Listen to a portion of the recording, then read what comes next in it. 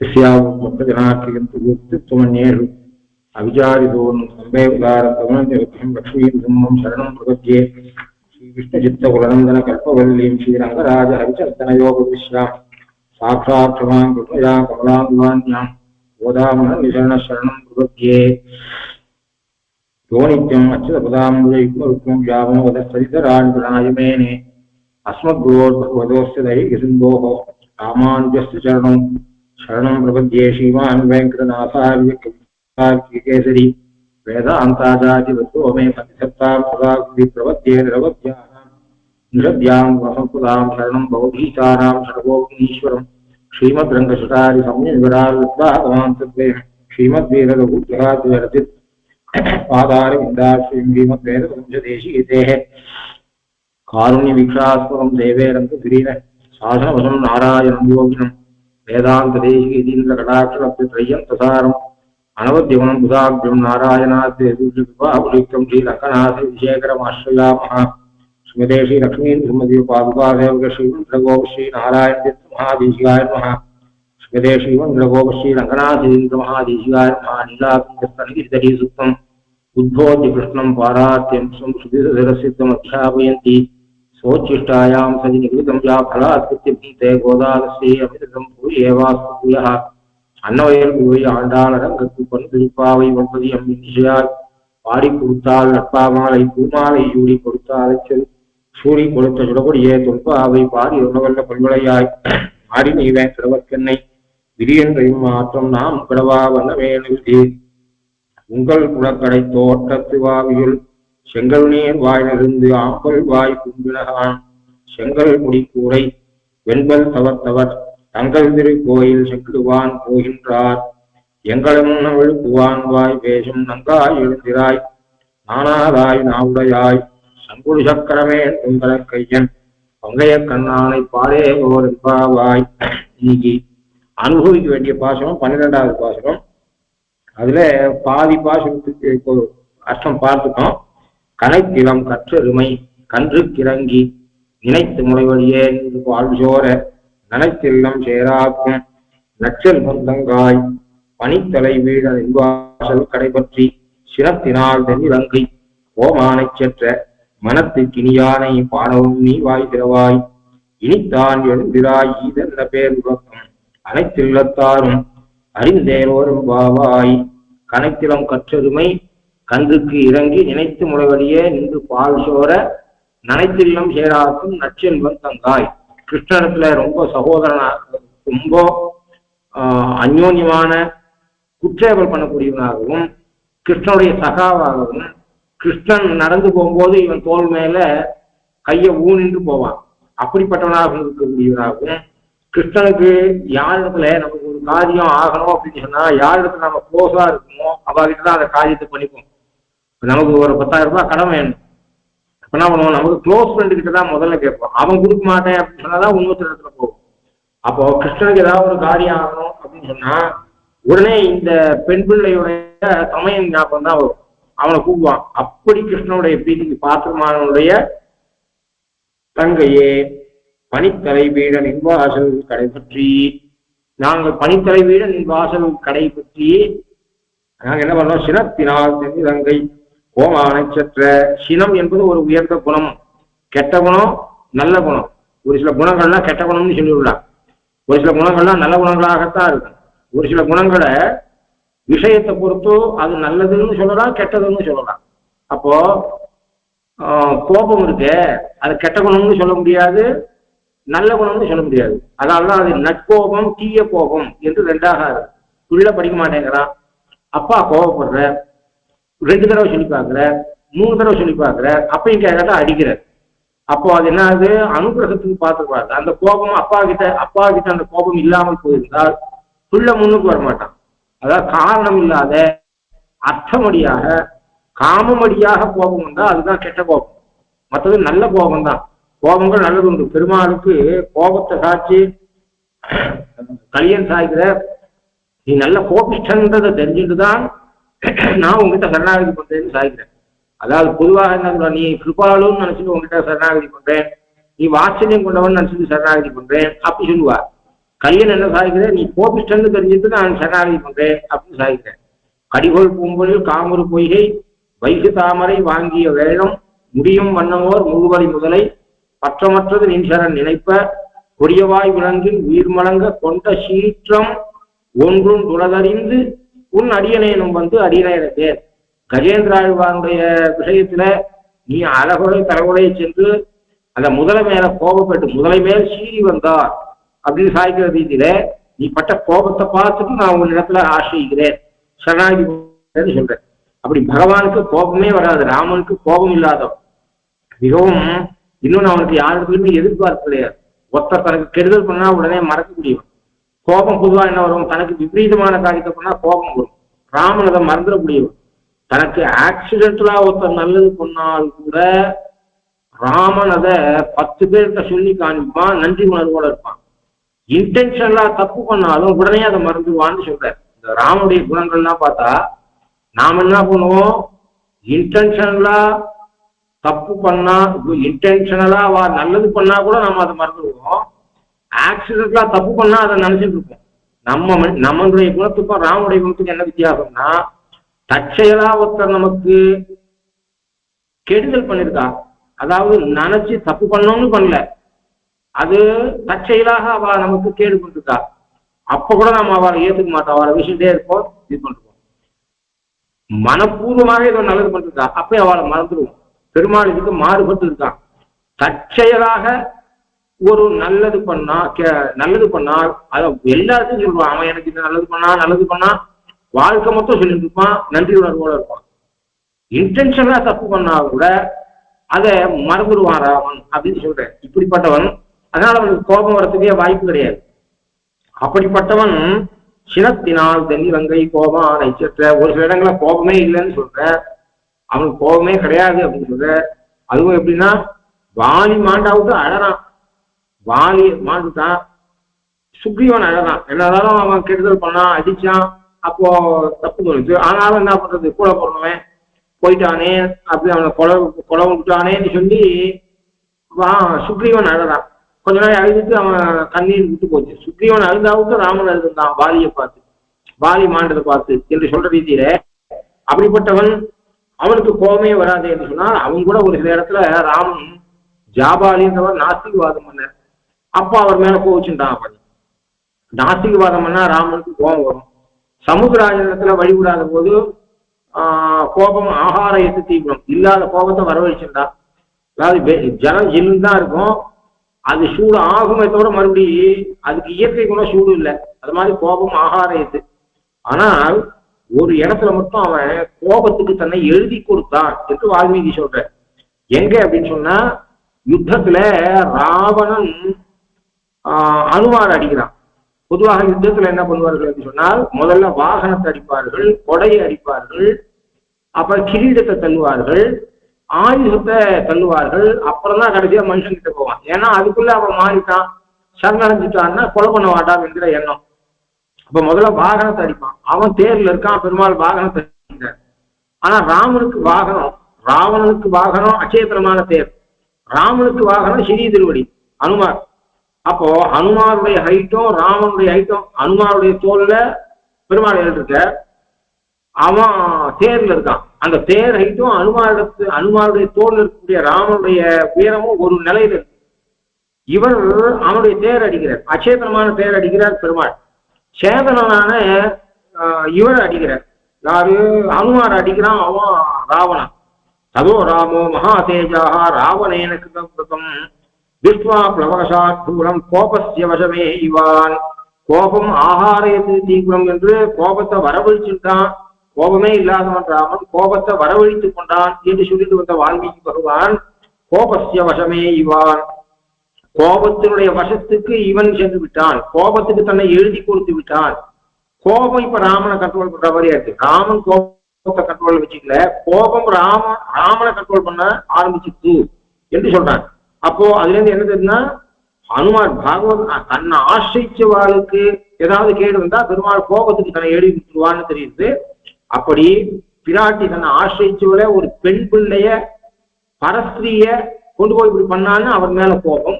அதனால சினத்தினால் தென்னிலங்கை கோமானை சற்ற மனத்துக்கு இனியான், மனத்துக்கு இனியான் ராமஹா ரமயதீதி ராமஹா ரமந்தே யோகினஹா, எவனிடத்துல யோகிகள்லாம் ரமிக்கிறாரோ ஆகினால அது ஒரு அர்த்தம். அப்படி மனத்துக்கு இனியான் என்ற சொல் ராமனை சொல்றது. கிருஷ்ணனும் தான் மனத்துக்கு இனியான். ஸ்ரீமத் பாகவத்தை சேவிச்சு பார்த்தா கிருஷ்ணனும் மனத்துக்கு இனியான் என்பது தெரியுது. ஒரு சில இடங்கள்லாம் ராமாவதாரத்தை விட கூட கிருஷ்ணாவதாரத்துல ஸ்ரீபாரத தீர்த்தத்தை வாங்கிட்டான் இப்படி சொல்ற இடம். அவளுக்கு பாஞ்சாலிய காப்பாத்தியும் கூட அவனுக்கு காப்பாத்தினதாக ரிணம் புணர்த்துவே, நான் கடன் பட்டார் நெஞ்சம் போல நான் எனக்கு வளர்ந்து போச்சு, வட்டி கட்ட முடியல, வட்டி குட்டி போட்டு அதிகமாயிடுச்சு, வீட்டெல்லாம் ஜப்தி பண்ண வந்துட்டான், அந்த நிலையில எவன் ஒருத்தர் இருப்பானோ அந்த நிலையில நான் இருக்கேன் அப்படின்னு சொல்றான் பெருமாள். இதெல்லாம் மனத்துக்கினியவன் கிருஷ்ணனும் தான். ஆனா இந்த இடத்துல மனத்துக்கினியான்னு சொன்னது ராமனை சொல்றதுக்கு காரணம் என்னன்னா அடைமொழி இருக்கு. சினத்தினால் தென்னிலங்கை கோமானை செற்ற மனத்துக்கினியான் ஆகினாலே கிருஷ்ண சப்தத்துக்கும் கூட சொல்லலாம். அதாவது கிருஷ்ண சப்தத்துல பூவாச்சக சப்தம் கிளி சப்தம், நஷ்ட நிர்வதி வாச்சகா துக்கத்தை போகக்கூடியவன், கருஷனாது எல்லாரையும் மனதை கவரக்கூடியவன். ராம சப்தத்துக்கு இருக்கக்கூடிய பூமியில உள்ளவர்களுக்கு அதாவது சுகத்தை அளிப்பவன் என்கிற இதுவானது கிருஷ்ண சப்தத்துக்கும் இருக்கு. ஆனா கிருஷ்ணன் சப்தத்துக்கும் மனத்துக்கு நீயாக அர்த்தத்தை சொல்லலாம். அதனால பூமியில இருப்பவர்களை தன் பக்கம் ஆகர்ஷிக்கக்கூடியவன். எப்ப ஆகர்ஷிப்போம்? ஒருத்தர் ஆகர்ஷிக்கக்கூடிய எண்ணம் இருக்குன்னா அர்த்தம் அவர்கிட்ட ஞானம் இருக்கு, ஞானத்தால ஆகர்ஷிக்கணும், நல்ல குணங்களால ஆகர்ஷிக்கணும். இப்போ கிருஷ்ணனும் அப்படிப்பட்டவன் தான். ராமன்ற சப்தத்துக்கும் ரமயதீதி ராமஹா என்று சொன்னால் மனத்துக்கு நீயாக தான் அர்த்தம். ஆனா இந்த இடத்துல சினத்தினால் தென்னிலங்கை கோமானை செற்ற மனத்துக்கு நீயான் என்று சொல்லியிருக்கிறதுனால ராம விஷயமாக சொல்றா. சரி, மனத்துக்கு நீயான் என்று சொன்னால் யாருக்கு மனத்துக்கு நீயான் என்று சொல்ல வேண்டும் போனோம்? அப்போ அவன் வாழ்ந்த காலத்துல இருந்த எல்லோருக்கும் மனத்துக்கு நீயான், தனக்கு விரோதிகளாயிருந்தவர்களுக்கும் மனத்துக்கு நீயான், ரிஷிகளுக்கும் மனத்துக்கு நீயான், பிற்காலத்துல வாழ்ந்து கொண்டிருப்பவர்களுக்கும் ஆசந்திரார்க்கும் இந்த உலகத்துல வாழப்போவர்களுக்கு எல்லாம் மனத்துக்கு நீயான். ஒரு மனுஷன் பொதுவாக பார்த்தா எல்லாருக்கும் நல்லவனாக வாழ முடியாதுன்னு ப்ராபர்பே உண்டு லோகத்துல. எல்லாரிடத்துலயும் நல்ல பேர் வாங்க முடியாது. யாராவது ஒருத்தர் யாரையாவது கொலை சொல்லிட்டே தான் இருப்பார். 10 பேர் நல்லது சொன்னான்னா ஒருத்தர் 2 பேர் கொலை சொல்லிட்டு தான் இருப்பார். ஆகினால ஒருத்தர் சொன்னார் என்கிட்ட, உபன்யாசம் நீ பண்ண வந்தேன்னா யூடியூப் எல்லாம் போட்டா முதல்ல கமெண்ட்டை வாசிக்கிறத விட்டுடும். 10 பேர் நன்னா இருக்குன்னு சொல்லுவா, 4 பேர் ஏதாவது கெடுதல் சொல்லுவா. உம்ம கை தெரியும்ன்ற எண்ணத்தோட நீங்க பண்ணிட்டு விட்டுடணும், அதை கமெண்ட் ஃபீட்பேக் பார்க்கக்கூடாது அப்படின்னு சொன்னேன். லோகத்துல பார்த்தா அது தெரியும். அப்போ லோகத்துல யாரும் லோகத்துல எல்லாரையும் சந்தோஷப்படுத்த முடியாது இதெல்லாம் சொல்றோம். ஆகினால யாராவது ஒருத்தர் ஏதாவது குறைய சொல்லிட்டு தான் இருப்பார். ஆனால் பெருமாள் எழுந்தருளிருந்த காலத்துல வால்மீகி பகவான் ஸ்தோத்திரம் பண்ணார். வால்மீகி பகவானுக்கு மனத்துக்கு நீயானாக இருந்தார். அவருக்கு உபதேசம் பண்ண நாரதருக்கு மனத்துக்கு நீயாக இருந்தார், தசரதனுக்கு மனத்துக்கு நீயாக இருந்தார், விஸ்வாமித்திரனுக்கு மனத்துக்கு நீயாக இருந்தார். அதெல்லாம் அறிவில்லை. வாலிக்கு மனத்துக்கு நீதாக இருந்தார், சுக்ரீவனுக்கு இருந்தார், ஹனுமானுக்கு இருந்தார், ராவணனுக்கு இருந்தார், மண்டோதரிக்கு இருந்தார், தாரைக்கு இருந்தார். எந்த ஒரு கைம்பெண்ணாவது தன்னை கைம்பெண்ணாக்குறதுக்கு காரணமாக இருந்தவரை தன்னுடைய கணவனுடைய உடல் அங்க விழுந்திருக்கும் போது சோகம் பண்ணுவாள். துங்கரிக்க வந்தவர் தொம்மு ஏகவசத்திலேயே பேசணும்னு வந்தார். தப்பித்தவரை கூட பன்மை வாயில வரக்கூடாதுன்னு வந்தார். ஆனா வந்தவர் என்ன பண்ணா துமப்பிரமேய அது அதாவது இப்ப ராமானுஜர்னு சொல்லணும். வியாக்கரண ராமானுஜர் அப்படின்னு சொல்லக்கூடாது. ராமானுஜத்தினால ஏகவசனத்தில் தான் இருக்கு. அப்படி உயர்வை குறிக்கும்படியாக அவர் என்ன பண்ணா, நீதான் தப்பு பண்ணேன்னு சொன்னவர் தொம்ம பிரமேய துராசதஸ்ய அவளும் சங்கசக்கதாதரா அப்படின்னு சொல்லி அதான் கம்பன் சொன்னா 6வது முதேன்னு கூட்டா அப்படின்னு சொல்லிட்டான். இருக்கக்கூடிய உயர்ந்த சப்தத்திலேயே தமிழ் சப்தத்திலேயே உயர்ந்த சப்தம் பகவானுக்கு இருக்கிறது 6வது முதேன்னு பல கவிகள் சொல்றார். அதை 6வது முதேன்னு கூட்டா அப்படின்னு அவன் கம்பன் ஆழ்வார் பாசக்கூடிய பதங்கள்லாம் போட்டுறான். அதுக்காக அப்படி சொல்றதுனால வாலி அடிபட்டு இருக்கான். கோயில் கர்மங்கள் குலத்து தோள்களுக்கெல்லாம் ஓவியத்து எழுத ஒன்னா உருவத்தாய் உடமை என்றோ ஆவியை சனகன் பெற்ற அன்னத்தை அமிதில் வந்த தேவியை பிரிந்த பின்னை திகைத்தனை போலும் செய்கை. அது கூட அவன் கல்விக்கிறான். ராமன் தப்பு பண்றதுக்கு வாய்ப்பு இல்லை. ஒருவர் நேற்று வரை ஒரு சுவாமி வாசத்துல உட்காந்து எப்போ வந்தாலும் பஞ்சாதி சொல்லிட்டே இருப்பார், வேதத்தை சொல்லிட்டே இருப்பார், ஊர்வம்பளுக்கு போக மாட்டேன், ஒண்ணு மாட்டேன். இன்னைக்கு வரமா போற வேலை கலத்துக்கு போடுறாரு. ஏன்னா பைத்தியம் பிடிச்சி போச்சு. அப்ப யாராவது அவரை தோஷிப்பாளா? சரி, மகாத்மா நல்ல அத்தியனம் பண்ணார், ஏதோ சித்த பிரமம் ஏற்பட்டு போச்சு அவருக்கு, அதனால பைத்தியம் பிடிச்சிட்டு நீ கல்லு போடுறேன்னு யாரும் அவர் கல்ல தூக்கி போடுறத நிந்திக்க மாட்டார். அவரிடத்துல பரிதாபப்படுவா. இன்னும் அவரிடத்துல அன்பு அதிகமாகும். அது மாதிரி சொல்றான், ராமனா இருக்கிறவன் இந்த காரியத்தை பண்றதுக்கு வாய்ப்பே கிடையாது. அதுவாரும் உங்க குல சொத்து தர்மசாஸ்திரம், கோயியல் தர்மம், கோயியல் இயற்பியல் வேதியியல்ன்ற மாதிரி கோயியல் ராஜநீதியுடைய தர்மங்கள் இருக்க, கோயியல் தர்மங்கள் குலத்துதித்தோர்களுக்கு எல்லாம் ஓவியத்து எழுத ஒன்னா உருவத்தாய். அது ஓவியத்து எழுத ஒன்னா, அப்ப கூட மனசுக்கு ஞானா இருக்கான். வாலிக்கு மரணப்படுக்கையில தன்னை கொலை பண்ணவன் மனசுக்கு ஞானாக இருக்கான். அப்படி இருந்துச்சு அவன் ஆம்பியாளுக்கு இருக்கிறதுக்கு, தாரைக்கு இருந்ததுக்கு, மண்டோதரிக்கு இருந்ததுல ஆச்சரியமே இல்லை. ஆனா தாரையினுடைய வாக்கியமும் மண்டோதரனுடைய வாக்கியமும் உபனிஷதத்தை குறித்து கொண்டு இருக்கு. அடைய தரப்புனா திருமண சிண்டா விட்டு தினம் இவாருடைய ஸ்லோகத்தை சொல்லுவார். இவா ஸ்தோத்திரம் பண்ண இந்த ரெண்டு ஸ்திரீகள் ஸ்தோத்திரம் பண்ண ஸ்லோகத்தை தினம் அனுசந்தானம் பண்ணுவார். அப்பா எப்படி சொல்றேன் அப்படின்னா, விஸ்வாமித்திரன் ஸ்லோகம் இல்லை, மொத்தமா ஸ்லோகம் இல்லை, ஆறா மண்டோதரி ஸ்லோகத்தை எங்க அப்பா ஒரு நாள் கூட வரமாட்டேன் திருமணம் காப்பான. எதுக்கு சொல்றேன் அப்படின்னா, வாலி சொல்றான், அதனால தொமப்பிரமே, அதாவது கோயியல் சர்வங்கள் குலத்து தோர்களுக்கு எல்லாம் ஓவியத்து எழுத ஒன்னா உருவத்தாய். ஓவியத்துல பாவத்தை எப்படி எழுத முடியும்?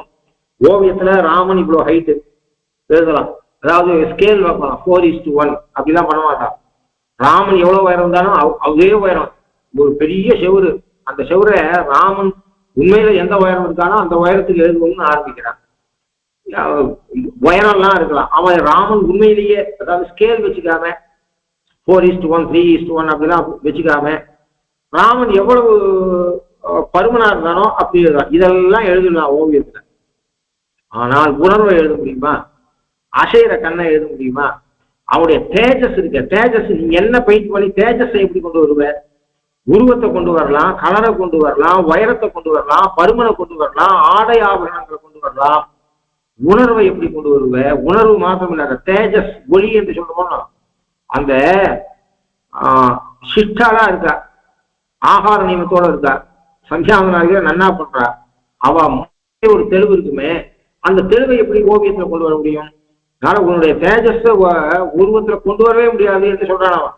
ஆகையினால ஓவியத்து எழுத ஒன்னா உருவத்தாய் உடமை என்றோ ஆவியை சனகன் பெற்ற அன்னத்தை அமிர்தில் வந்த தேவியை பிரிந்த பின்னை திகைத்தனை போலும் செய்தி.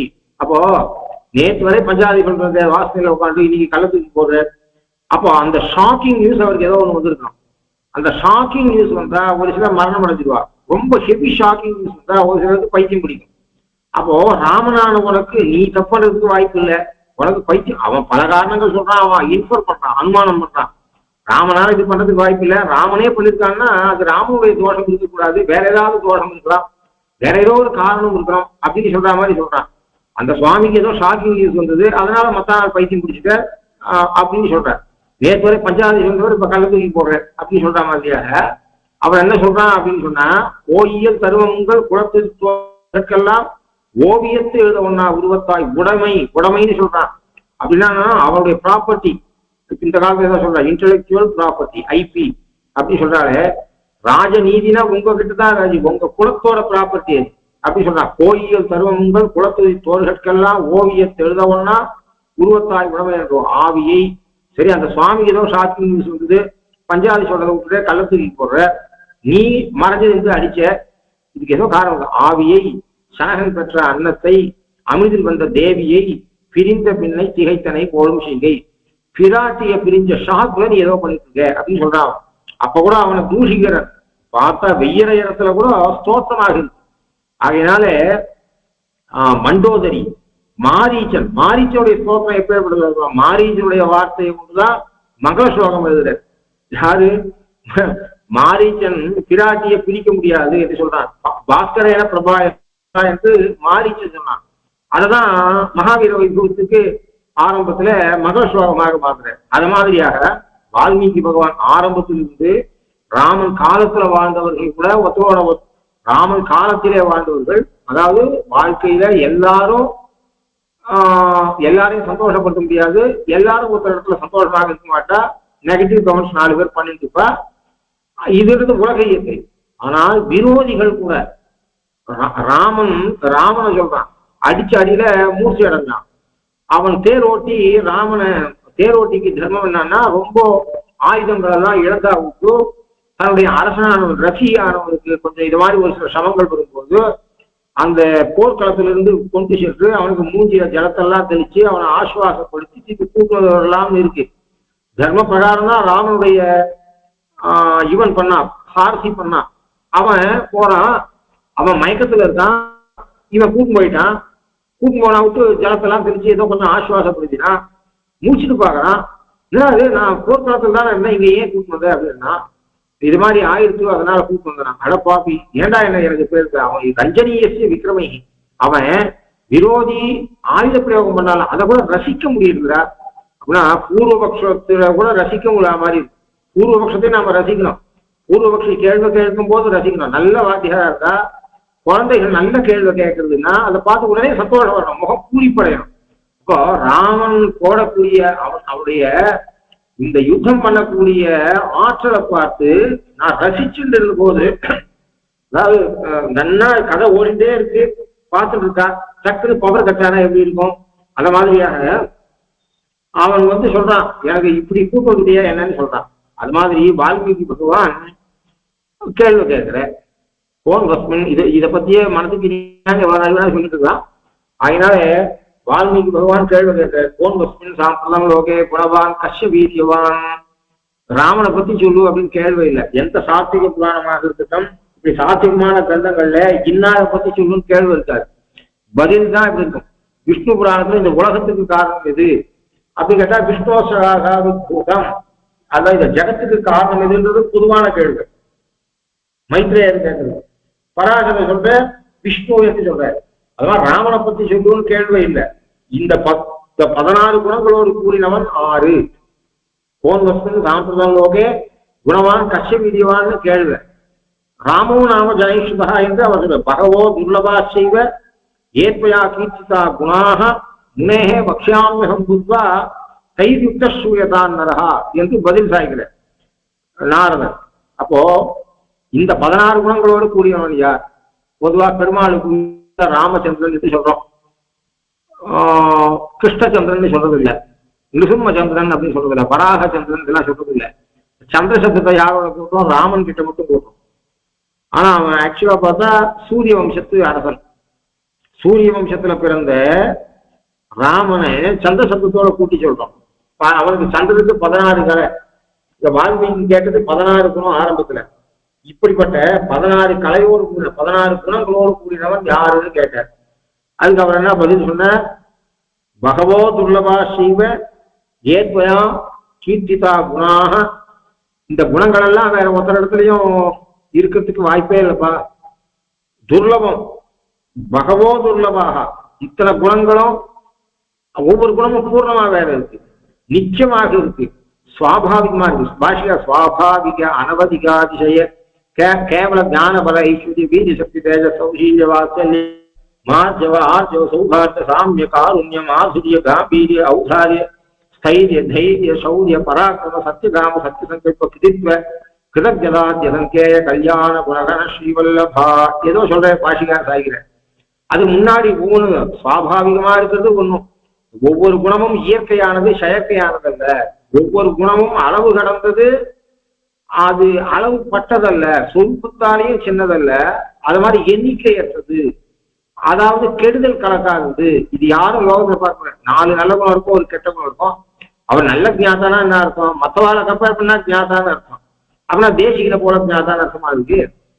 அப்படி அர்த்தம் இல்லை. லோகத்துல இருக்கிறதெல்லாம் அளவுபட்டதாக இருக்கும், எண்ணிக்கை உடையதாக இருக்கும், செயற்கையாக இருக்கும், கெட்ட குணங்களோடு கலந்தும் இருக்கும்.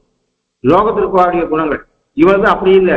அதாவது சுவாபாவிக நித்திய நிரவத்திய அப்படின்ற பதப்பிரயோகத்தை இது ஒவ்வொரு குணத்தையும் சேர்ந்துக்கலாம். சுவாபாவிக ஞானம், சுவாபாவிக பலம், நித்தியம், அதை சுவாபாவிகமா இருந்தா அது நிச்சயமா இருக்கும். அனவத்தியம், அது மாதிரி அரிசின்னா கல் இருக்கும், நெல்லுக்கு உமை உண்டு, நீருக்கு நுரை உண்டு, புள்ளிதழ் பூவுக்கும் உண்டு, அப்படி சொல்ற மாதிரி இது அதாவது ஹேயப்பத்தினீகனாகவும் இருக்கான், அதாவது கெட்ட குணங்கள் கலசாதவனாகவும் இருக்கான். இத மாதிரி துர்லபம் இருக்கு உன்னால சொல்லப்பட்ட குணங்கள் ஒரு கூட்டுவன். அப்போ ஏ முனே, ஏ முனிவரே, வக்ஷாமியகம் புத்வா தையுக்த சூயதாம் நரஹா. பதில் உடனே சொல்ல முடியாட்டா என்ன பண்ண முடியும்? ஒருத்தர் சொல்லுவா, யாரோ ஒருத்தர் கேள்வி கேட்கிறா, கேள்வி கேட்டா நம்ம என்ன பண்ணுவோம்?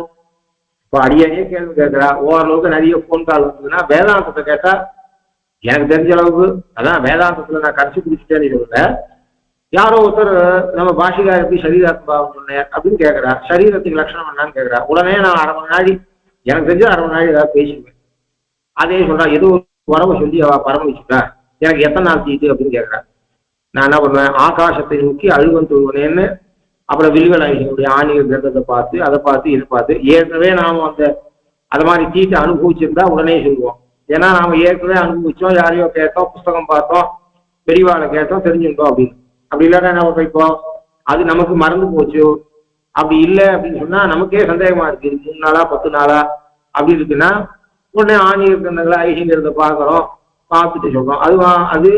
அதுவும் நமக்கு டக்குன்னு பிடிக்க முடியல அப்படின்னு சொன்னா யாராவது நமக்கு நம்பிக்கைக்கு பாத்திரமா இருக்க யாரோ ஒருத்தர் இடத்துல கேட்டுட்டு அதுக்கப்புறம் பதில் சொல்றோம். வேதாந்தத்துல கேட்டா டக்குன்னு சொல்றோம், தர்மசாஸ்திரத்துல கேட்டா யாருமே டக்குன்னு சொல்ல மாட்டாங்க, இன்னொரு கன்ஃபார்ம் பண்ணி சொல்றது இப்படி லோகத்துல இருக்கு. ஏன் அப்படின்னா, இப்ப யாரோ ஒருத்தர் கேட்கிறா சரீர லட்சணம் என்னன்னு, நான் ஏதோ சொன்னேன், அதுல ஏதாவது கரெக்ஷன் இருந்தா நான் நாளைக்கோ திருப்பி போன் பண்ணி நான் சொன்னதுல ஒரு ஜலத்துக்கு இப்படி அர்த்தம் அப்படி ஏதாவது நான் சொல்லி பண்ணிக்கலாம். உடனே ஆக்ஷன் கொடுக்கல. இப்ப நான் கணக்க 3 நாள் தீட்டு அவாது, நான் 10 நாள் தீட்டு சொல்லிட்டேன்னா 7 நாள் அவ திருவாராதனத்தை நான் கெடுக்கிறேன், 7 நாள் அவர் அஷ்டாட்சர ஜபம் பண்ண போறதை நான் கெடுக்கிறேன். ஏன்னா நமக்கு போன் பண்றவாதான் வரும், நல்லவாடதான் போன் பண்றா, யாரும் ஏதோ தள்ளையத்தேன்னு போன் பண்றவாள், ஏறக்குறைய நமக்கு போன் பண்றவாள் திருவாராதனம் பண்ணிட்டு சந்தியாவனத்துக்கு கூடாத திருவாராதனம் பண்ணிட்டு நல்லா இருப்பாதான் நமக்கு போன் பண்றான். அப்ப நமக்கு என்ன பயம் வருது? 3 நாள் தீட்டா இருந்து நாம 10 நாள்னு சொல்லிட்டா 7 நாள் அவளை திருவாராதனத்தை நிறுத்தின இது அஷ்டாட்சர ஜபத்தை நிறுத்தின பாபம் நமக்கு வருவேன்னு தோணும். ஒருவேளை அது 10 நாள் தீட்டு நாம 3 நாள்னு சொல்லிட்டா தீட்டோட அவாத்துக்கு பெருமாள் அவளை தொட வைக்கிறமேன்னு பயம் வருது. இப்படிதான் பயம் வருது. அப்ப நாம என்ன பண்றோம்? யாரு தீட்டு விஷயத்துல போன் பண்ணாலும் எனக்கு இப்படி தோன்றது, 3 நாள்னு தோன்றது, 10 நாள்னு தோன்றது, ஆனா நீ வெயிட் பண்ணோம், நான் இன்னும் 2 ஹவர்ஸ்ல நான் உங்க இடத்துல வரேன் அப்படின்னு சொல்லிட்டு கிரந்தங்களை சேவிச்சு யாராவது பெரியவா நம்ம விட பெரியவா கேட்டு அதை கன்ஃபார்ம் பண்ணிட்டு அதுக்கப்புறம் அவளுக்கு போன் பண்றோம். இப்ப அது மாதிரிதான் சொல்றாரு இவர். இப்படிப்பட்ட 16 குணங்களோடு கூடின மனுஷன் யாரு இப்ப வாழ்ந்து கொண்டிருக்கான்? சாம்பிரதம் லோக, இப்போ இந்த லோகத்துல வாழ்ந்து கொண்டு இருக்கிறவா அப்படின்னு கேள்வி கேட்டா உடனே பதில் சொல்லாம நான் யோசிச்சு சொல்றேன் அப்படின்னு சொல்ற. யோசிச்சு சொல்றேன்றதுக்கு அதாவது நாம வைஷ்ணவாச்சாரியால கொண்டாடணும்னு நினைச்சுக்குவானா கட்டுப்பாடு அவாவா பெரியவா சொல்லுவாங்க. ஸ்பஷ்டமா நம்ம பெரியவா எங்கேயாவது ஏமாந்து போறாளா அப்படின்னு நீங்க கம்பேரிட்டிவ் ஸ்டடி பண்ணுங்க. நம்ம பெரியவானத்துக்காக ஒதுக்க நம்ம பெரியவா உயர்ந்தவாதான். முனே வக்ஷாமி அகம் புத்வா தைஹி யுக்தா சூயதாம் ரதா. இப்படிப்பட்ட குணங்களோடு கூடின மனிதன் யாரு என்பதை நான் புத்வான்றதுக்கு ஸ்மிருத்வான்னு, இது அவைஷ்ணவாச்சாரியா நம்ம ஆச்சாரியா மத்தவா பண்ண வியாக்கியானம். ஸ்மிருத்வா நினைச்சு பார்த்து I will get back to you, I will think and get back to you அப்படின்னு வியாக்கியானம் பண்ணா ஒரு சிலர் பண்ணா விசாரியா, விசாரம் பண்ண வேண்டியிருக்கு. புத்வானுக்கு விசாரியான்னு ஒரு வியாக்கியானம். நான் விசாரம் பண்ணிட்டு உங்களுக்கு சொல்றேன், please give me time, I will get back to you அப்படின்னு சொல்ற மாதிரி வியாக்கியானம் பண்ணான். கோவிந்தராஜர் பண்ண என்ன பண்ணா அகம் புத்வா, அகம் புத்வா என்று சொல்றதுக்கு அகம் பூத்வா பக்ஷ்யாமி, அகம் அகம் பக்ஷ்யாமி, அதாவது நான் என்னை உணர்ந்த பிறகு சொல்லுகிறேன். முனே பக்ஷ்யாமி அகம் புத்வா, அகம் புத்வானா நான் நினைத்து சொல்லுகிறேன், நான் விசாரிச்சு சொல்றேன், நான் 4 பேரை கேட்டு சொல்றேன், எனக்கு 2 மணி நாள் டைம் கொடுங்கோ அப்படி இல்லை. அகம் புத்வா என்னை அறிந்து நான் சொல்லுகிறேன். அப்ப அகம்ன்றது இது இல்லை, எழுவாய் இல்லை, செயற்படுபொருளா ஆக்கிறார். மற்ற ஆச்சாரியால் அவைஷ்ணவாச்சாரியால் இதை சப்ஜெக்டா எழுவாயாக வைத்து, அதாவது நான் உள்கிறேன், நான் நினைத்து சொல்லுகிறேன். அப்போ நினைத்து நான் இப்படிப்பட்டவன் யார் என்பதை நினைத்து நான் அம்மனிதனை உம்மான கேட்கப்பட்ட 16 குணங்களோடு கூடின மனிதனை நினைத்து சொல்லுகிறேன். அப்படின்னா அர்த்தம் மனிதனை செயற்படுபொருள். நான் கூறுகிறேன், நான் என்பது எழுவாய், அப்படி அர்த்தம் பண்ணான். இவன் நம்ம பெரியவர் என்ன சொன்னா, அகம் பூத்வாவசியாக நான் நான் நானாக இல்லை, நான் என் நிலையை அடைந்து நான் நானாக மாறி கூறுகிறேன் அப்படின்னு சொன்ன. அப்போ அகம் பூத்வா வக்ஷ்யாமி அப்படின்னா என்ன அர்த்தம்னா, நான் நானாக இல்லை. நீ இப்படிப்பட்ட கேள்வியெல்லாம் கேட்கும் போதே ஒரு கேள்வியே இதுல இருக்கக்கூடிய ஒரு குணம் கூட மற்றவர்கிட்ட இருக்காது, பூர்ணமா இருக்காது, நிரவதிகமா இருக்காது, சுவாபாவிகமா இருக்காது. ஒவ்வொரு குணத்தையும் நான் அனுபவிக்க ஆரம்பிச்சுட்டேன். அப்போ ஆழங்காட்பட்டேன். காலாலும் நெஞ்சடியும் கண் சுழலும்னு நான் என் நிலையில இல்லை. உடம்புக்கு அனஸ்தீசியா கொடுக்குற மாதிரி என் உள்ளத்துக்கு அனஸ்தீசியா கொடுத்துருக்கு. அப்படின்னா மயக்கம் விட்டுட்டேன். என் ஹிருதயமானது இப்போ என் கண்ட்ரோல்ல இல்லை. இப்ப நான் நானாக இல்லை. அப்போ உணர்ச்சி வசப்பட்டா வாயில வார்த்தை வராது. அப்படின்னா பண்றோம், உணர்ச்சி வசப்பட்டவன் நான் என் நிலையை எழுதி, அப்போ அகம் என்பது செயற்படுபொருளாகிட்ட நான் என்னை உணர்ந்து நான் பின்பு கூறுகிறேன். ஏன்னா நான் என்ன உணராக இருக்கேன். அனஸ்தீசியா கொடுத்தா கை கால் மறுக்கும் போது கை இருக்கிறது தெரியல. இந்த குணங்கள் என்ன மயக்கமுறை செய்திருக்கு. அப்போ 6 மாசம் ஆழ்வார் மோகிச்சா போல, கிருஷ்ணனுடைய நீர்மை நினைச்சு ஆழ்வார் மோகிச்சா போல நீ கேட்க கேட்க கேட்க ஒவ்வொரு குணத்திலையும் ஆழங்காட்பட்டு ராமன் என் மனசுக்கு பிரத்யட்சமாகி அவனுடைய சிந்தனம் இருந்து அது நான் அதுல மூழ்கி போயிட்டேன், குணானுபவத்துல மூழ்கிட்டேன். இப்ப எனக்கு வாக்கெல்லாம் சரியா இல்லை, என் கண்ட்ரோல் இல்லை. இப்ப மயக்கம் வரா மாதிரி இருந்தா யாராவது கேட்டா சொல்லுவாங்க வெயிட் பண்ணு அப்படின்னு சொல்றோம். அதனாலே நான் என்னை உணர்ந்து நான் நானாக இல்லை, நான் நானாக மாறிய பின்பு உமக்கு கூறுகிறேன் என்று சொன்னாராம். நான் மனத்துக்கு இனியவன் அப்படின்னு சொல்ற. சரி, அந்த நாரதருக்கு வாழ்ந்த காலத்திலிருந்து வாழ்க்கை மாத்திரம் இல்லை, பின்பு உள்ள ஆச்சாரியாளுக்கு மகாவீர வைபவம் சுவாமி தேசியன், சுவாமி நம்மாழ்வார், கிருஷ்ணகிருஷ்ணாதத்தம் பேரு, அவர் கற்பார் ராமபிரான எல்லாரும் மற்றும் கற்பவரும் சாய்கிறார். இப்படி மாற்றம் இல்லை, சம்பிரதாயத்தை சேர்ந்தவா பின்பற்றுவா இல்லை. உலகத்துல பாரத தேசத்துல எந்த கவியா இருந்தாலும் அவன் ராமனை பத்தி கவி இருக்கான். காளிதாசனா ரகுவம்சம், காளிதாசன் எத்தனை கிரந்தம் சாதிச்சிருக்கான், எழுதியிருக்கான். அப்படின்னா காளிதாசன் சொன்ன உடனே முதல் ரகுவம்சம் தான் ஞாபகம் வருது. சம்ஸ்கிருத வாசிப்பா மொத்த பேர் டிஃபால்ட் ரகுவம்சத்தை வாசிக்க. ஆனா எல்லாரும் சாகுந்தர வாசிச்சான்னு சொல்ல முடியாது, எல்லாரும் குமார சம்பவம் வாசிச்சான்னு சொல்ல முடியாது. ஆனா ரகுவம்சம் வாசிக்கிறது ஆரம்பமே சப்த கோஷம் அமர கோஷம் சொல்லி வச்சா முதல்ல எடுத்தோடனே வாகர்த்தா அபிகசம் தான் ஆரம்பிக்கிறார். ராமனுடைய காவியம் அப்படிப்பட்டது.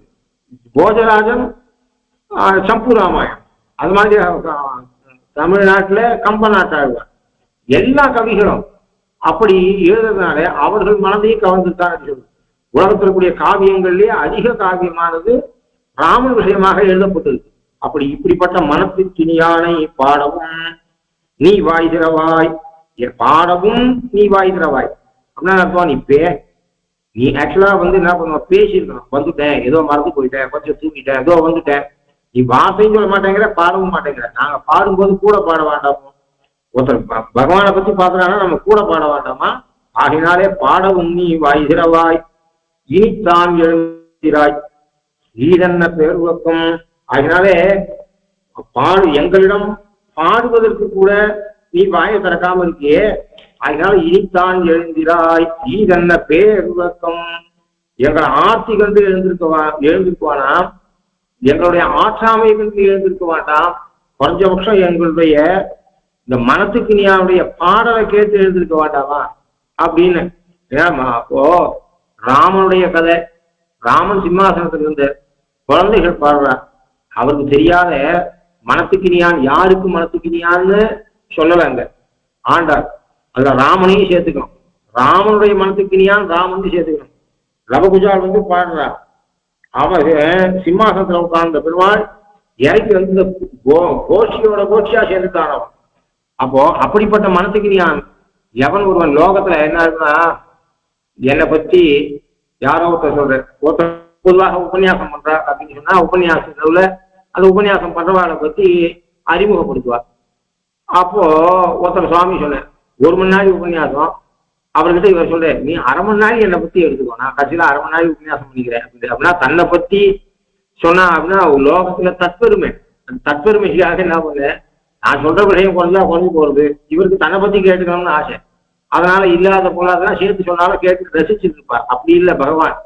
அப்போ தன் பத்திய கதையாக இருந்தாலும் கூட அதுக்கு பல நிர்வாகம் இருக்கு. இப்ப அது முக்கிய விஷயம் இல்லை, விடுறோம். பெருமாள் இப்படி இறங்கி வந்தது நியாயமா அப்படின்னா கேள்வி. அதுல கூட சீதையுடைய கதை, சீதாயா சரிதம் மகது, பல நிர்வாகம் பண்றா 10 தான். அதை பத்தியே பெருமாள் சிம்மாசனத்துல இறங்கி வந்தாரு, அதுக்கு காரணம் என்னன்றதை பத்தி ஒரு நாள் உபன்யாசம் பண்ணலாம் இருக்கட்டாங்களே. வால்மீகி பகவான் முடிக்கும் போது என்ன சொல்றாங்க, சீதாயா சரிதம் மகது. இது ஆரம்பிச்ச போது போன் வஸ்மின் லோகே குணவான் கஷ்யவான்னு கேள்வ ராமோ நாம ஜெயிஷ்டான்னு சொல்லு. முடிக்கும் போது வால்மீகி பகவான் சொல்ல இது சரித்திரம் என்று முடிக்கிறார். அது இது ராமாயணத்துக்கு ராமாயாக அயனம், ராமஸ்ய அயனம் ராமாயணம், ராமாயாக அயனம் ராமாயணம்னு அர்த்தம் சொல்ற மாதிரி சீதாயா சரித்தம் மகது என்று முடிக்கிறார். அதனால சீதையுடைய கதையை கேட்க இறங்கி வந்தான்னு சொல்ல முடியும். என்ன வேணா இருக்கட்டும், அதுல அவன் இருக்கு. அப்போ ராமன் இதுக்கு முக்கிய பாத்திரம் சீதை, தான் சைடு ஆக்டரா நினைச்சிருந்தா கூட சரி, அவன் இறங்கி வந்தானா இல்லையா, இந்த கதை எப்படிப்பட்டதாக இருக்கா இல்லையா. அதனால தனக்கும் மனத்துக்கு ஞானத்தை சொல்ற மாதிரி. அப்போ யாராக இருந்தாலும் மனசை கவரக்கூடிய கதை இது. ராமாயணத்தை எத்தனை தடவை கேளுங்கோ, யார் வேணா சொல்லட்டும். ஆனா ஒன்னே ஒண்ணு, நம்ம வைஷ்ணவாச்சாரியாருடைய வியாக்கியானத்தை வச்சுக்கோம்னா மற்றது கதை பாகம் ஏத்துக்க மற்ற பாகத்தை ஏத்துக்கவே முடியாது. இப்ப ஆழ்ந்து ஆழ்ந்து ஆழ்ந்து அலசி ஒரு ராமாயணம்னு சொல்றோம், ஆட்டுக்கு அசையம் ஆணைக்கு மசியம் அடிக்கடி சாய்ப்பேன். அதுல எவ்வளவு விஷயங்கள், எவ்வளவு சூக்ஷ்ம விஷயம், எவ்வளவு தர்மசாஸ்திரம், எவ்வளவு சாகித்யம், வியாக்கரணம், வேதாந்த விஷயங்கள் அப்படின்னு சொன்னா அந்த அளவுக்கு ஆழ்ந்த சரித்திரம். அதனால அது அப்படிப்பட்டவனை பேசினா பெருமாள் எப்படியாவது சிம்மாசனத்தை விட்டு இறங்கி வந்து கோட்சில ஒருத்தரோட ஒருத்தராக சேர்ந்தாரோ அப்படி நீயும் எங்க இடத்துல சேர்ந்திருக்க வேண்டும். நீ அப்படி சேரல, அங்கே ஏதாவது பாடு. நாங்க மனத்துக்கிரியானை பாடுறோமே, நீ கூடவாது பாடணும். நாங்க பாடினாவது நீ உள்ளே இருந்தாவது பாடு.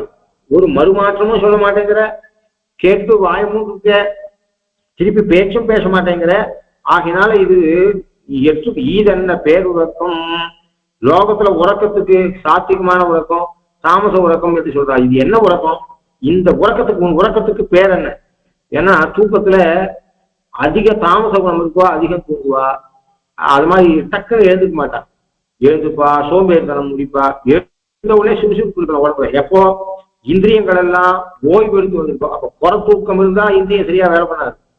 அப்போ நல்ல தூக்கம் தூங்கி நார்மலா தூங்கி சத்தம் குணம் இருந்து எழுந்துட்டான்னு சொன்னா சுறுசுறுப்பா இருப்பா தூங்கி எழுந்த உடனே. அப்ப இல்லைன்னா ஒன்றும் சத்த குணம் இல்லை, தமோ குணமான தூக்கம். எழுந்துப்பா, எழுந்தாவது உக்காண்டு அப்படியே 5 நிமிஷம் இருப்பா, அப்புறம் நிற்பா, கைய கால சோம்பல் முடிப்பா. அப்படி இருந்தான்னா அவளுக்கு தமோ குணம் அதிகம் இருக்கு. ஒரு தூக்கத்துல அத்தனை வகை இருக்கு. அப்போ உன்னுடைய தூக்கத்துக்கு பேர் என்ன அப்படின்னு கேட்கிற. தூக்கத்துக்கு பேர் என்ன? தூக்கத்துக்கு இல்லாம பேர் வைக்க முடியும் அப்படின்னு சொன்னா எங்களுடைய ஆத்திய கண்டோன்னு எழுந்து வரல, ராமனுடைய குணானுபவத்தை கேட்டு எழுந்து வரல. இது என்னடியம்மா தூக்கம்? ஒரு தூக்கத்துக்கு என்ன பேரு? ஈதென்ன பேருறக்கம், உன்னுடைய தூக்கத்துக்கு பேர் சொல்லு என்று அனைத்து இல்லத்தாரும் அறிந்து. இல்ல எல்லாரும் வரட்டும் அப்படின்னு நான் இருந்தேன் அப்படின்னு சொன்னா எல்லாரும் வந்துப்பா.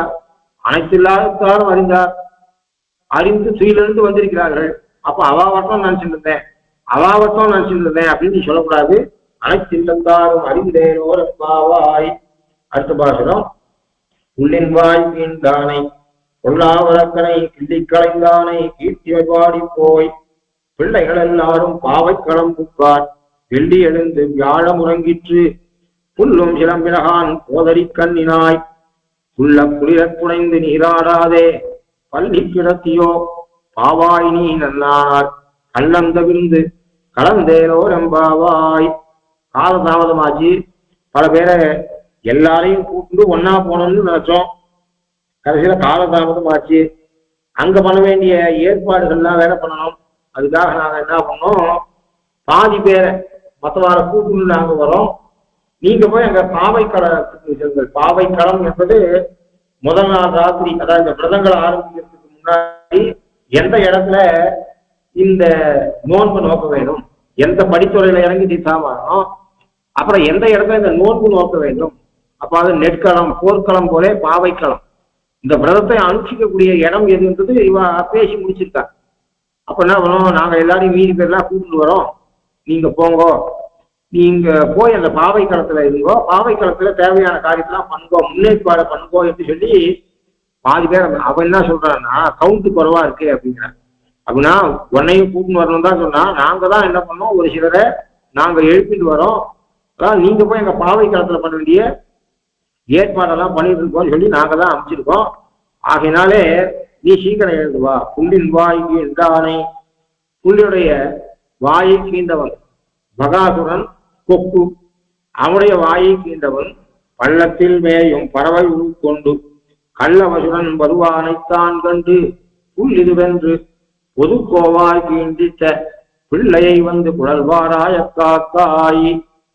அதனால பள்ளத்தில் மேயும் பறவை உருக்கொண்டு, கம்சனாலே ஏவப்பட்டவன் யமுனை நதிக்கரையிலே கண்ணனை விழுப்புவதற்காக கொக்கு வடிவத்தில் வந்தான். சாதாரண கொக்கு மாதிரி தான். பொதுவா கொக்குக்கே பகவத்தின்னு சொல்ற வழக்கம் உண்டு. ஓடுமீன் ஓட உருமீன் வருவளவும் வாடி இருக்குமா கொக்கு. கொக்கு அப்படியே இருக்குன்னு பார்க்கக்கூடாது. கொக்கு இந்த சின்ன மீனை சின்ன மீன் எல்லாம் நடந்திருக்கோம், கொக்கு இருக்கிற இடத்துல மீன் போயிட்டு இருக்க சொல்றது, ஐயோ இது ரொம்ப சத்துவம் தலையெடுத்தது போல இருக்கே, நம்ம ஒண்ணுமே பண்ணலையே, அது பாட்டு வந்துட்டு இருக்க அப்படின்னு நினைச்சிட்டு இந்த சின்ன மீன் போகும். அது பெரிய மீனை நோக்கி இருக்கு. ஆகினால அப்படி பகவத்தின்னு சொல்லுவார். அப்படின்னா வெளிவேஷமும் உள்ளும் புறமும் ஒத்து இல்லாதவர்களை பகவத்தின்னு சொல்ற வழக்கம் உண்டு. அது மாதிரியாக இவன் யமுனை கரையில கண்ணனை விழுங்கிறதுக்கு வந்தான். கண்ணனை பகவான் முதலியே அவன் வாயை பிரிச்சுக்கலாம். அவன் வாயை விழுங்கத்தம்னு இருந்தார். விழுங்கன தொண்டை கிட்டக்க போகும்போது நெருப்பாக பகவான் எரிஞ்சார். அவன் உடனே வெளியில கக்கிட்டான் கிருஷ்ணனை. உடனே அவனுடைய அழகு ரெண்டுத்தையும் கையால பிடிச்சு கிழிச்ச. அப்படிப்பட்ட புள்ளின் வாய் கிண்டானை கொல்ல அரக்கனை கிள்ளி களைந்தானை. அரக்கன் ராட்சசன், கொல்லாவரக்கன் அப்பாவும் அம்மாவும். யாரு பாலாஜி எப்படிப்பட்டவன், ஐயோ அவன் மகா பொல்லாதவன் அப்படின்னுவார். அதாவது சாதாரணமா பரவாயில்ல, நல்லவன்னா பாலாஜி நல்ல பையன் அப்படின்னுவார். அவங்ககிட்ட நான் 7 நல்லது இருக்கு, 1-2 தோஷம் இருக்கா, பாலாஜியா நல்லவன் தான் அப்படி சொல்லுவார். அது குரல்ல முதல்ல ஒரு ஊன் கொட்டி அது மாதிரி சொல்லுவார். அதே நான் துஷ்டன்ற பட்சத்துல ஐயோ மகா பொல்லாதவன் அப்படின்னுவார். முதல்ல சொல்றது எல்லா விதத்திலையும் ஒருத்தன் கெட்டவனாக இருந்தால் அவன் சகவாசம் பண்றதுக்கு அனர்கன்னு சொன்னா பொல்லாதவன் மகா பொல்லாது அப்படின்னு சொல்லுவார் லோகத்துல. பொல்லா அரக்கனை, அதாவது ஏதாவது ஒண்ணு சொல்லலாம், இவனை எல்லா விதத்திலையும் இவன் பொல்லாதவன். பொல்லா அரக்கனை கிள்ளி கடைந்தானை. பொல்லாத அரக்கன். லோகத்துல அம்மாவையும் அப்பாவையும் பிரிக்கணும்ன்ற எண்ணம் யாருக்காவது பொதுவா ஆண் பெண் இருந்தாலே அவளை பிரிக்க கூடாது அப்படின்னு சொல்லுவா. பழைய காலத்துலாம் பார்த்தா இப்போ அந்த ஆச்சாரம்லாம் போயிடுச்சு. ஒரு இடத்துல கணவன் மனைவி நீங்கிறதுக்கா ஏதோ கூட்டம் அங்க பேசிட்டு இருக்கா அப்படின்னா அவ 2 பேரும் சண்டை சொல்லிட்டு இருக்கா. ஆச்சாரியன் சிஷ்யன் நடுவுல நடந்து கூட போக மாட்டான். அப்போ சிஷ்யன் ஆச்சாரியன் இருக்க நடுவுல 2 அடி இருக்கு, அதனால சிஷ்யன் இருந்திருக்கான். இவ அந்த ஒரே வழிதான் இருக்கு. இவ அவசரமா போனோம்னா அந்த சிஷ்யனை ஆச்சாரியன் பக்கம் வர சொல்லிட்டு தான் போவார். வழியை உருவாக்கிறது வழிதான் என்ன, இப்படி போனா என்ன, நடுவுல போனா என்னன்னு போக மாட்டான். கணவன் மனைவிக்கு நடுவுல கூட நடக்க மாட்டான். அப்போ அவ 2 பேரும் சேர்த்து இருக்கணும் என்று எண்ணம்.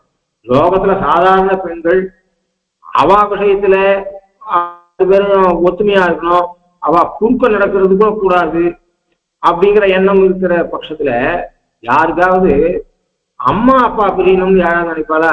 அதனால லோகத்துல அம்மாவை பிரிச்சவன், அப்பாவிடத்துல இருந்து அம்மாவை பிரிச்சவன் அப்படிப்பட்டவன்.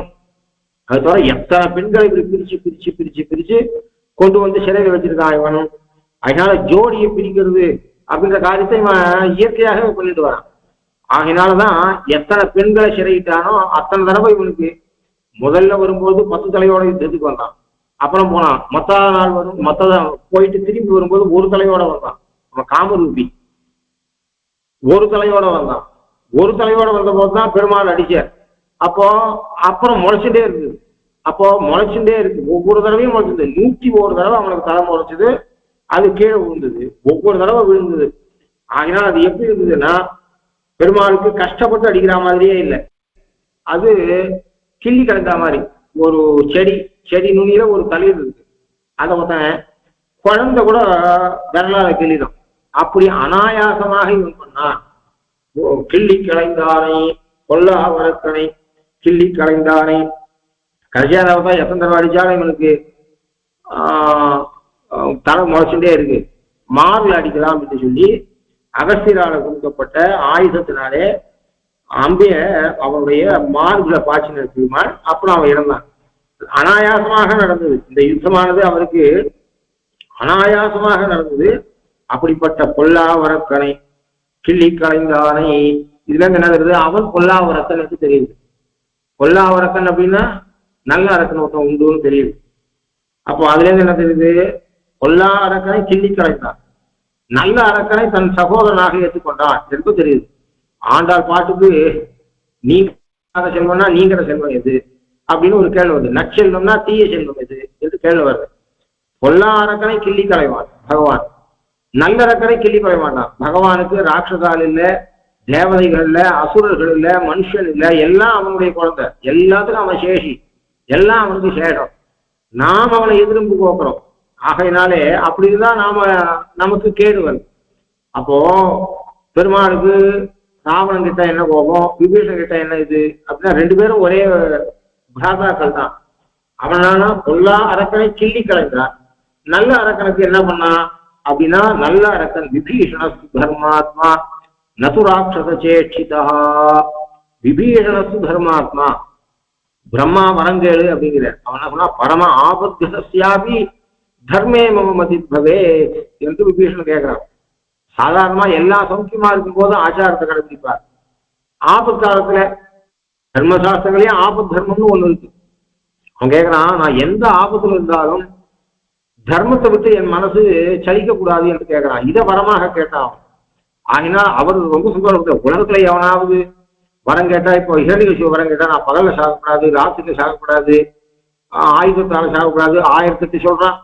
அப்ப என்ன சொல்லலாம்? ஆனா அதில் லூப் போல் இருக்கிறது தெரிஞ்சுக்கல. பகலுக்கு ராத்திரிக்கு சேராத ஒரு முகூர்த்த காலம் பகல்லையும் சேராது, ராத்திரிலையும் சேராது. சந்தியா காலத்தை பகல்லையும் சேர்க்க முடியாது, ராத்திரிலையும் சேர்க்க முடியாது. ஒரு முகூர்த்தத்துக்கு அது பகலும் இல்லை ராத்திரியும் இல்லை, அது தெரியல அவனுக்கு. ஆகினால் அப்படி கேட்கறான். ஆனா என்ன பண்றான், எத்தனை லிஸ்ட் அவன் கேட்கறான். அப்படி இருந்துச்சு எவனாவது ஒருத்தன் எனக்கு தர்மத்துல புத்தி இருக்கணும்னு கேட்பானா அப்படின்னு சொல்லிட்டு சிரஞ்சீவியா இரு நீ அப்படின்னு அவரை, அதாவது பகவான ஆசிரிச்சுவாருக்கு ஆயுராரோக்கியம் அர்த்தாம்ச போகாம்சைவம் ஆனுசந்திகான் ததாதி தியாயினாம் நித்தியம் அபோர்க்க பிரதோஹரின்னு அப்படி சொல்ற மாதிரியாக, பகவான் கொடுக்குற மாதிரியாக பிரம்மா தர்மிஷ்டா இருக்கணும்னு கேள்வி கேட்டவனுக்கு சிரஞ்சீவியா இருந்து ஆசீர்வாதம் பண்ண அப்படின்னு சொல்ற ரீதியில விபீஷணஸ்து தர்மாத்மா நது ராட்சச சேஷ்டிதா. இது யாரு சொல்ற வாக்கியம் தெரியுமோ? நான் விபீஷணஸ்து தர்மாத்மா நது ராட்சச சேஷ்டிதா. ராட்சச குலத்துல பிறந்தோம், ராட்சச சேஷ்டையே கிடையாது விபீஷணத்துல அப்படின்னு சொன்னதா யாரு அப்படின்னா சூர்பனக சொல்றா. அப்பாது ஒரு சில குணம் இவனுடைய பகவானை பத்தி சொல்லும் பொழுது பகவத்கீதையில பந்தி இது மாதிரி இருக்கும். இவனுடைய ஆண் பிள்ளைத்தனம் ஏறி பாயாத மேடில்லைகான். ஜலமானது கீழ் நோக்கி பாயும், மேல் நோக்கி பாயாது. ஆனா பகவானுடைய குணங்கள் மேல் நோக்கி பாயக்கூடியது. இப்போ ராமனை தூஷிக்கிறா, ராமாயணத்தை கொளுத்துறா அப்படின்னு சொன்னா கண்டிப்பாக அவன் ராமாயணத்தை ஒரு தடவை கூட படிக்கலை என்றுதான் இருக்கும். யாரோ சொல்றா ராமன் கெட்டவன், ராமன் கெட்டவன், கொளுத்திடலாம் அப்படின்றா. ராமாயணத்தை படிச்சு பார்த்தோம்னால அதை கொளுத்தவே முடியாது. ஏன் அவன் கண்டிப்பா எப்போ ஒருத்தர் ராமாயணத்தை கொளுத்துறானோ அவன் அதை படிக்கலை என்றுதான் அர்த்தம். அது இவனுடைய ஆண் பிள்ளைத்தனம் ஏறி பாயாத மேடில்லைகான் என்று பங்கில சொல்லுவார். அது மாதிரியாக விபீஷணஸ்து தர்மாத்மா அது ராட்சசி. நல்லவாளுடைய குணம், நல்லவாள் கூட ஒரு சிலர் தூஷிச்சுட்டு இருப்பார். ஆனா அவன் மனசுக்குள்ள பொறாமையால தூஷிப்பார். மனசுக்குள்ள அவளை பத்தி நல்லெண்ணம் இருக்கும், வெளியில அவனை தூஷிச்சுட்டு இருப்பார். லோகம். ஏன்னா மனசு என்பது ஒரு பாம்பை பார்த்தா பாம்பா தான் பார்க்க தோணும், ஒரு கிளியை பார்த்தா கிளியா தான் பார்க்க போதும். கிளிய பாம்பா பார்க்க முடியாது, பாம்பு கிளியாக பார்க்க முடியாது. அதனால லோகத்துல ஒருத்தனை தூஷிக்கிறதுன்னு பொறாம குணத்துல தூஷிச்சா கூட அவனிடத்துல குணம் பத்து மனசுல எண்ணம் இருக்கும். அப்ப இவள் சூப்பனக சொல்றா, என்னுடைய பிராதா ஒருத்தா இருக்கான் விபீஷணஸ்து தர்மாத்மா, விபீஷணஸ்து என்று சொல்றதுனாலே அவனை வியாபத்தி பண்ணி காட்டுற. எங்க குழந்தைம் அது வாயில நல்லவாவுடைய குணம் எப்பயாவது ஒரு தடவை வெளிப்பட்டுரும். விபீஷணஸ்து தர்மாத்மா இந்த ராட்சச ஜேஷ்டிதான்னு சர்டிபிகேட் கொடுக்குறார். ராட்சச சேஷ்டியே கிடையாது என் கூட பிறந்த ஒருத்தர். அவனை பெருமாள் என்ன பண்ண, தனக்கு முகனோடும் ஐவரானே குட்டு சூழ்வான் மகனோடும் எழுவரானே அகனவர் காதலைய நின்னோடும் எழுவரான புகழரும் காணம் தந்து புகழ்வரால் பொழிந்தான் உந்தை. அங்க கூட நாம இருந்தா ஒருவேளை நமக்கு கம்பனம் மாறி புத்திசாலித்தனம் வந்து பாட்டு எழுதுறதா கூட புகழரும் காணம் தந்து புகழ்வரால் பொழிந்தான் எந்தைன்னு எழுதியிருப்போம். நாம் எங்க அப்பா காட்டுக்கு அமிச்சு ஒன்னெல்லாம் சகோதரனாக கொடுத்தான் எப்படி சொல்லுவோம். அப்ப கூட தசரதனை கூட என்ன பண்ணிட்டான், விபீஷ்ணோட அப்பாவா சொல்லிட்டான். அது கூட ரசிக்கணும் அவங்கிட்ட. புகழரும் காணம் தந்து புகழ்வரால் பொழிந்தான் உந்தை என்று சொன்னான். அப்போ அதனால அப்படி அப்போ பகவானுக்கு எல்லாரும் சமம். ஆனாலும் ரெண்டு பேர் தான். இப்ப விபீஷணன் என்ன கேட்டவன், விபீஷணன் மட்டும் பகவானுக்கு தாசப்படும் இல்லையா, ராவணன் மட்டும் இல்லையா, இவாள ஒத்தனை ஸ்வீகரிச்சுதான் ஒத்தனை விட்டுட்டான். இது எதனால காரணம், அவன் எப்படி இருக்கான்றத பொறுத்து. ஆகையினாலே பொல்லா அரக்கனை கிள்ளி கலைந்தானை கீர்த்தி அவன் கீர்த்தி என்ன பண்ணோம் அப்படின்னா, ஆண்டாள் பாசனத்துக்கு எல்லாம் தீக்குறளை சென்று ஓதோம் நட்குறளை சென்று ஓதுவோம் என்று அர்த்தம். தீக்குறளை சென்று ஓதோம்னு சொல்லிட்டு விட்டுறக்கூடாது. மற்றவாளை பத்திய தூஷணம் பண்ண மாட்டோம், அவளை பத்தி கோல்ஷம் பண்ண மாட்டோம். யாராவது ஒரு தர்ம காரியம் பண்ணால் அதை ஊர் மொத்தம் நாங்க சாத்துவோம். ஏன்னா அது ஒரு தர்மம். நம்மால தர்மம் பண்ண முடியாதாலும் யாரோ ஒருத்தர் தர்மம் பண்றானா அதை வாயை விட்டு கொண்டாடுறது என்பது ஒரு தர்மம் ஆக்சுவலா. அப்போ தீக்குறளை சென்று ஓதுவோம் நட்குறளை சென்று ஓதுவோம் என்று அர்த்தம். இந்த மாதிரி பொல்லா அரக்கனை கிள்ளி கலைந்தானை கீர்த்திமை. அவருடைய கீர்த்தி என்ன, பொல்லாவரக்கனை அதுவும் அவன் வந்து பல பல பெண்களை சிறப்பிடிச்சிருக்கான். கெட்டவனாக இருக்கிறதுனாலே அவனை திருந்துவான்னு பார்த்து முடியாதால இன்று போய் நாளை வா எல்லாத்தையும் சொல்லி பார்த்து கடைசியில வேற வழி இல்லாத கிள்ளி கலைந்தான். அவனுடைய தம்பி பொல்லா அரக்கனை கிள்ளி கலைந்தான். அவன் அது ஒரு கீர்த்தி. நல்ல அரக்கனை பிராத்தாவாக ஏற்றுக்கொண்டான். அப்படிப்பட்ட கீர்த்திமை பாடி போய் பிள்ளைகள் எல்லாரும் பாவைக்களம் விற்பார். குழந்தைகள்லாம் சீக்கிரம் ஆத்துல தாய் தகப்பன் எழுந்து குழந்தை எழுப்பணும். குழந்தை எழுந்து தாய் தகப்பன் எழுதுனா என்ன பண்ணுவான், அந்த வீட்டை பார்த்து விசித்திரமா நான் நினைக்க மாட்டோம். பெரியவா தானே சின்னவாளுக்கு ரோல் மாடலா இருக்கும், சின்னவா பெரியவாளுக்கு ரோல் மாடலா இருப்பாளா. பிள்ளைகள் எல்லாரும், ஏதோ 2 குழந்தைகள் இல்லை, பிள்ளைகள் எல்லாரும் நம்ம விட கிருஷ்ண அனுபவத்துல இப்பொழுதுதான் அனுபவம் பண்ண ஆரம்பித்திருக்கக்கூடிய ஒரு சில குழந்தைகள் கூட, சின்ன வயசு குழந்தைகள் கூட இன்னும் 2 போர்வையை போத்துன்னு தூங்காமல் அவ எழுந்து பொங்காத்துக்கு வாசலுக்கு வரேன்னு சொன்னா நாங்க தான் நீங்க போய் காரியத்தை பண்ணுவோம் என்று அவளை நியமிச்சோம். அவர்கள் பாவை களத்துக்கு நோன்பு களத்துக்கு சென்றிருக்கிறார்கள். பாவை களம் விற்பார் வெள்ளி பிள்ளைகள் எல்லாரும் பாவை களம் விற்பார். வெள்ளி எழுந்து வியாழம் உறங்கிற்று. வெள்ளியானது எழுந்தது, வியாழனானவன் உறங்கினான், அஸ்தமிச்சான். ஆகையினாலே அவோ நீங்க எல்லாருமே இப்படிதான் இருக்குங்கோ, பாவைக்களம் போயிட்டா அப்படின்னு சொன்னங்கோ. உண்மையில அதுக்கு வேற ஏதாவது ஒரு லட்சணம் உண்டா, இதுவா இருக்கு அப்படின்றதுக்காக கேட்டா, வெள்ளி எழுந்து வியாழம் உறங்கிற்று. நீங்க அப்பா அம்மா தூங்காத இருந்தா பசங்களும் தூங்காம இருக்கு. ஆகினால வெள்ளி எழுந்தது, சுக்ரோதயம் ஆயிட்டா அப்படின்னு அவ கேள்வி கேட்டா, சுக்ரன் உதயமானா குரு அஸ்தமித்தான். அது கிராமத்திலாம் பார்த்தா அவ நட்சத்திரத்தை பார்ப்பா, எந்த பக்கம் எந்த நட்சத்திரம் இருக்குன்னு பார்த்துட்டு நாயை கண்டுபிடிப்பா. சாதாரண உழவர்கள் கண்டுபிடிக்க முடியுது. வெள்ளி முளைச்சிருச்சு அப்படின்னு சொல்லுவா. வெள்ளி கிராமத்துக்கு வெள்ளி முளைச்சிருச்சு அப்படின்னு சொல்லுவா. இந்த தெருக்கூத்து ஆடும்போது என்ன பண்ணுவான், ஆக்சுவலா பார்த்தா தெரியும், அவ வந்து 10 மணி நாள் 12 மணி நாள், ஒரு சில நாள் என்ன ஆகும்னா சிம்மால இந்த வெள்ளி முளைக்கிற நாளைக்கு அவளுக்கு தெரியும் கதை இந்த அளவுக்கு மூவ் ஆயிருக்காங்க. கடைசியில பார்த்தா 2 hours லேகிங்ல தெருக்கூத்து ஓடி இருக்குன்னா அந்த பஃப்னு சொல்லுவான், வேணுட்டே அந்த பஃப்னு சொல்லுவான். இப்ப கதையை சீக்கிரமா ஓட்டணும், ஒரு சில பாட்டெல்லாம் அதிகம் பாடக்கூடாது, 2 லைன் பாட்டு உணர்றதுக்கு வெள்ளி முளைச்சிருச்சு அப்படின்னுவான். அந்த கூத்து வாத்தியா சொல்லுவான், வெள்ளி முளைச்சிருச்சு அப்படின்னா நான் காலத்தால 7 மணிக்கு கூத்து முடிக்கணும், இன்னும் நீங்க பாதி கடை கூட போடலையே, பின்னால 3 மணி 4 மணி ஆயிடுச்சு, இன்னும் நீங்க பாதி கடை கூட போலையன்றதுக்கு கிராமத்துக்கு சொல்றா வெள்ளி முளைச்சிருச்சு அப்படின்னு சொல்லுவா. வெள்ளி எழுந்து வியாழம் உறங்கிற்று, சுக்கிரன் உதயமானான், குரு அஸ்தமித்தான். அதனாலே வெள்ளி எழுந்து வியாழம் உறங்கிற்று, புல்லும் சிலம்பினகான். முன்பு 6ஆம் பாட்டிலேயே புல்லும் சிலம்பினகான்னு சொன்னாலே, இப்ப மறுபடியும் அதையே சொல்றாலே. 6ஆம் பாட்டிலிருந்து இப்ப நாழி கூடிதானே இருக்கணும். ஆகினாலே எப்படி இங்கேயும் புல்லும் சிலம்பினகான் புல்லரையன் கோயில் என்று வெள்ளவடி செங்கின் பேரவங்கேட்டிலும் 6ஆம் பாசுரத்துல சொன்னதையே இப்போ இந்த பாசுரத்திலையும் சொல்றாரே புல்லும் சிலம்பினகான் என்று சொல்றாரே என்று சொன்னால், புல் அப்பொழுது தூக்கத்தை விட்டு எழுந்து சிலம்பித்து இப்பொழுது இறை தேட செல்ல சிலும்புகிறது. அப்போ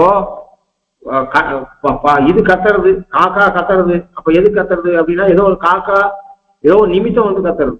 காக்கா கத்துறது யாரும் அன்னமிட்டாலும் கத்துறது, அது மாதிரி பகுத்துண்டு சாப்பிட்றதுக்காக கத்துறது, அல்லது ஒரு காக்காக்கு ஏதாவது ஒரு சமம் வந்தா எல்லாம் கத்துறது அப்படின்னு சொல்றேன். அது மாதிரி பட்சிகள் வெவ்வேறு காலத்துல வெவ்வேறு காரணத்துக்காக கத்துறது. அப்ப தூக்கம் முடிச்சுட்டு கத்திட்டு இப்ப இறை தேட செல்வதற்காக கத்துகிறது. அதனால புல்லும் சிலம்பினகான் போதறி கண்ணினாய், போது அரி கண்ணினாய், போது உலகக்கூடிய அரி மான் போன்ற கண்ணை உடையவளே, அதாவது குதிச்சு ஓடக்கூடிய மான் போன்ற கண்ணை உடையவளே. போது புஷ்பம், அரி என்று சொன்னால் மான், புஷ்பத்தை போலவும். புஷ்பம் என்பது ஆண்களுடைய கண்ணுக்கு, மகாபுருஷனுடைய கண்ணுக்கு பூ என்று சொன்னால் அது தாமரை பூ என்று எடுத்துக்கொள்ள வேண்டும். பெண்களுடைய கண்ணுக்கு சொன்னால் கருணைதல் என்று சொல்ல வேண்டும். அதாவது மலர் கண்ணன் என்று சொல்றானா மலர் கண்ணி என்று சொல்றானான்னு பார்த்து, மலர் கண்ணன் என்று சொன்னால் தாமரை கண்ணன் என்று அர்த்தமாகும். மலர் கண்ணி என்று சொன்னால் கருணைதல் கண்ணி என்று அர்த்தமான வேண்டும். ஏன்னா பெண்ணுடைய கண்ணுக்கு கருணைதல் பூ போல இருந்தாதான் அழகு, ஆணுடைய கண்ணுக்கு தாமரை பூ இருந்தாதான் அழகு. ஆகினாலே கருங்கண்ணி என்றே ஆழ்வார்கள் சொல்றாரு பாருங்க. ஆகினால செங்கண்ணு கூடாது. ஆகினால ஆண் கண்ணுக்கும் பெண் கண்ணுக்கும் தாமரையும் கருணைதலும் ஊமையா இருக்கு. போது கருணைதல் பூவையும் அரி மானையும் ஒத்த கண்ணை உடையவளே என்று ஒரு அர்த்தம். அல்லது போது புஷ்பம், அரி வண்டு, புஷ்பத்தை போலவும் வண்டு போலவும் கண்ணை உடையவளே. அப்போ போதரி கண்ணினாய் என்று சொல்ல வேண்டும். இக்கு வரும் போதரி கண்ணினாய். அப்போ அரியா இருக்கிற கண்ணினாய், போது புஷ்பத்தை வெல்லுகிற கண்ணினாய், புஷ்பத்தை தோக்கடிக்கக்கூடிய கண்ணினாய். அப்போ அல்லையாண்டு தோக்கடிக்கிறது. இவனுடைய பரதனுடைய தோல் எப்படிப்பட்டதுன்னா கல்ல ஆண்டுக்கு அரிக்கிறது ஆள்றது என்ற பதப்பிரயோகம் உண்டு.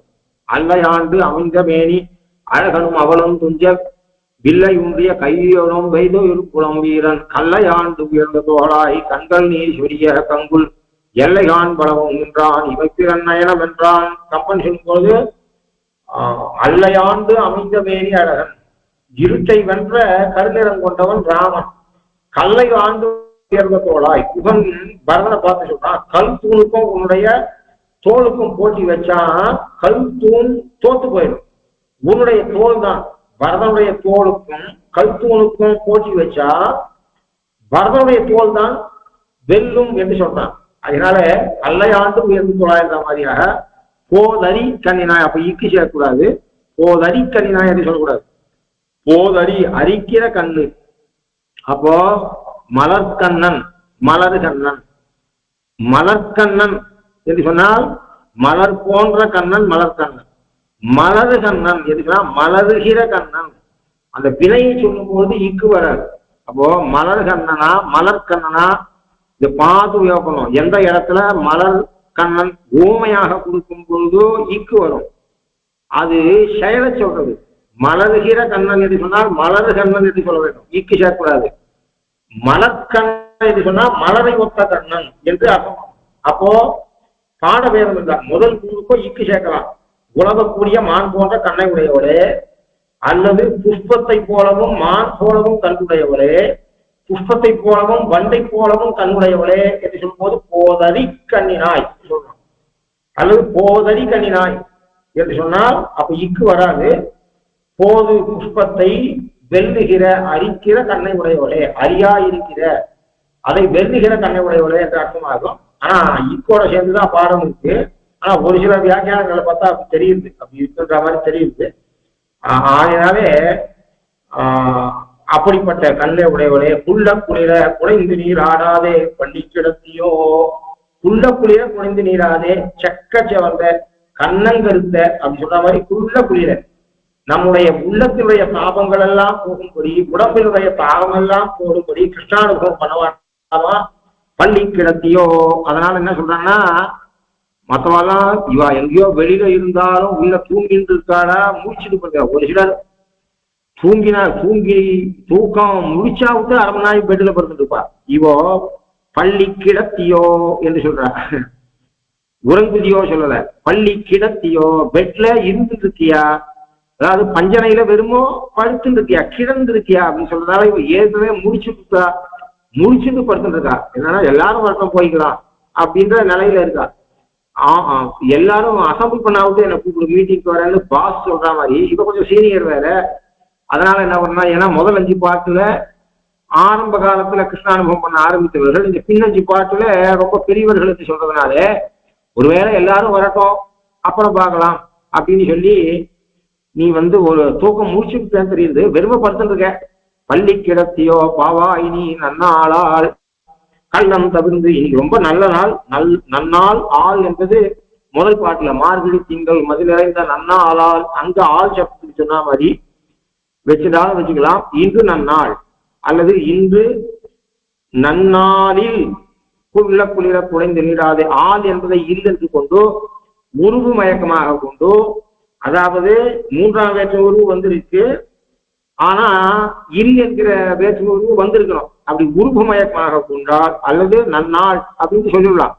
நன்னாள் இன்று நல்ல நாள், எழுந்து வா அப்படின்னு அர்த்தம். அப்படி இல்லைன்னு சொன்னா நன்னாளில் என்ற இடத்துல நன்னாளால் அப்படின்னு அவ போட்டுக்கா. நன்னாளில் குள்ள குளிர, நன்னாளால் குள்ள குளிர குறைந்து நீராடாதே பள்ளி கிடத்தியோ. ஆகினால நன்னாளில் குள்ள குளிர குறைந்து நீராடாதே பள்ளி கிடத்தியோ.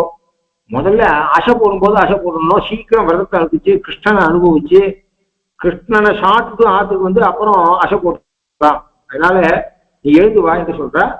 கவிதார்க்கிய சிம்ஹாய கல்யாண குணசாலினே ஸ்ரீமதே வெங்கடேசாய வேதாந்த குரவே நமஹா.